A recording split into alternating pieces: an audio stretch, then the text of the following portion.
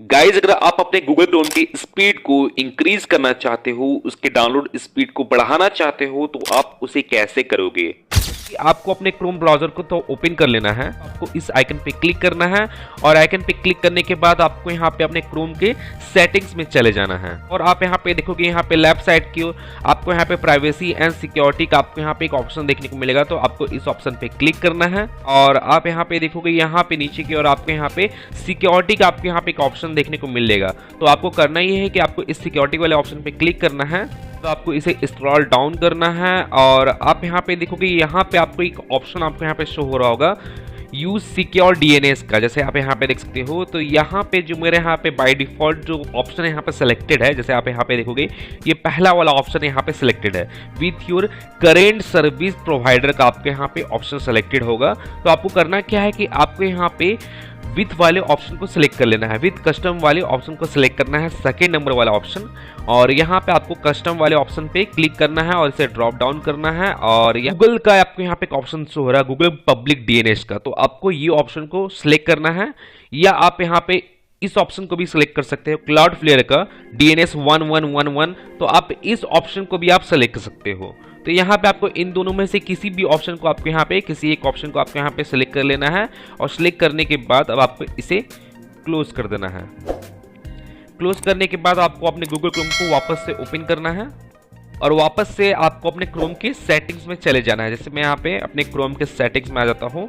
Settings में आने के बाद और आप यहाँ पे देखोगे, यहाँ पे आपको सिस्टम का एक ऑप्शन आपको यहाँ पे शो होगा। तो आपको इस सिस्टम वाले ऑप्शन में भी चले जाना है और आप यहाँ पे देखोगे, यहाँ पे आपके सामने यहाँ पे दो ऑप्शन आपको यहाँ पे शो हो रहा होगा। जैसे आप यहाँ पे देख सकते हो, यहाँ पे जो पहला ऑप्शन है, जैसे आप यहाँ पे देखोगे, continue running background apps when Google Chrome is closed.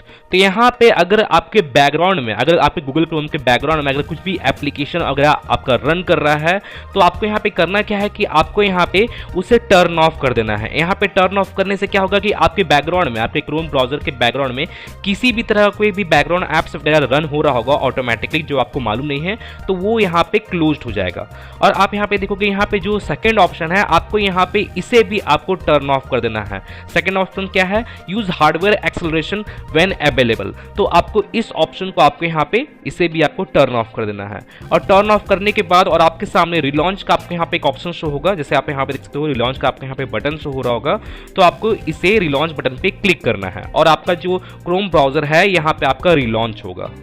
Relaunch होने के बाद अब आपको करना क्या है कि जैसे आपको यहाँ पे एक न्यू टैब आपको यहाँ पे टॉप की ओर यहाँ पे ओपन कर लेना है अपने क्रोम में, और पहले वाले प्रीवियस टैब को यहाँ पे क्लोज करना है और यहाँ पे आपको टाइप करना है, आपको यहाँ पे इसे टाइप करना है। जैसे आपको मैं यहाँ पे जूम करके भी दिखा दे रहा हूँ, आपको यहाँ पे इस लाइन को आपको यहाँ पे टाइप करना है और यहाँ पे आपको इसे इंटर प्रेस करना है। यहाँ पे एक सर्च बार आपको यहाँ पे देखने को मिलेगा, फ्लैग सर्च बार आपको यहाँ पे देखने को मिलेगा। तो आपको यहाँ पे टाइप करना है डाउनलोड।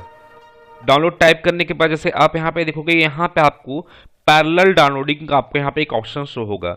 तो आपको करना क्या है कि जैसे ये आप देख सकते हो, यहाँ पे enable parallel downloading to accelerate download speed.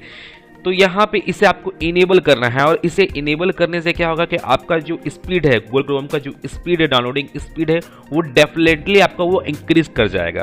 तो यहाँ पे आपको करना क्या है कि आपको उसे डाउनलोड स्पीड को इंक्रीज करना है। तो यहाँ पे आपको इसे इनेबल कर लेना है। जैसे यहाँ पे मेरा ये डिफॉल्ट यहाँ पे सिलेक्टेड है, तो आपको इस पर क्लिक करना है और इसे इनेबल्ड कर लेना है। और इनेबल्ड करने के बाद और आपको यहाँ पे रिलॉन्च का ऑप्शन आपको यहाँ पे शो होगा। तो आपको इस रिलॉन्च वाले बटन पे क्लिक करना है और आपका जो क्रोम है वो रिलॉन्च होगा। तो मैं आपको एक दो सेटिंग और भी बता देता हूँ। जैसे आपको करना क्या है कि अब आपको यहाँ पे वापस से सेटिंग्स वाले ऑप्शन में जाना है, क्रोम के सेटिंग्स वाले ऑप्शन में।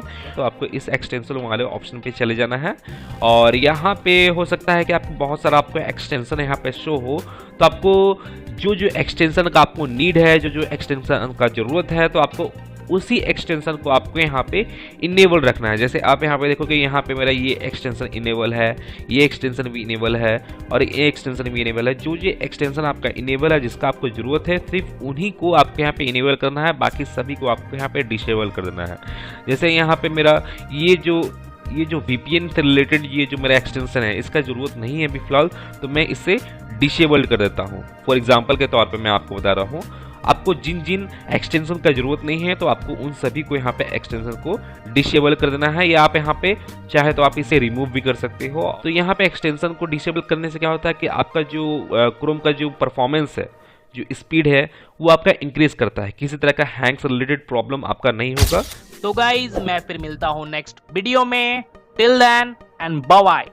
और एक बात और, सब्सक्राइब बटन पे 2-3 फैट लगा दीजिएगा जिससे सब्सक्राइब हो जाए और घंटी वंटी गिर जाए।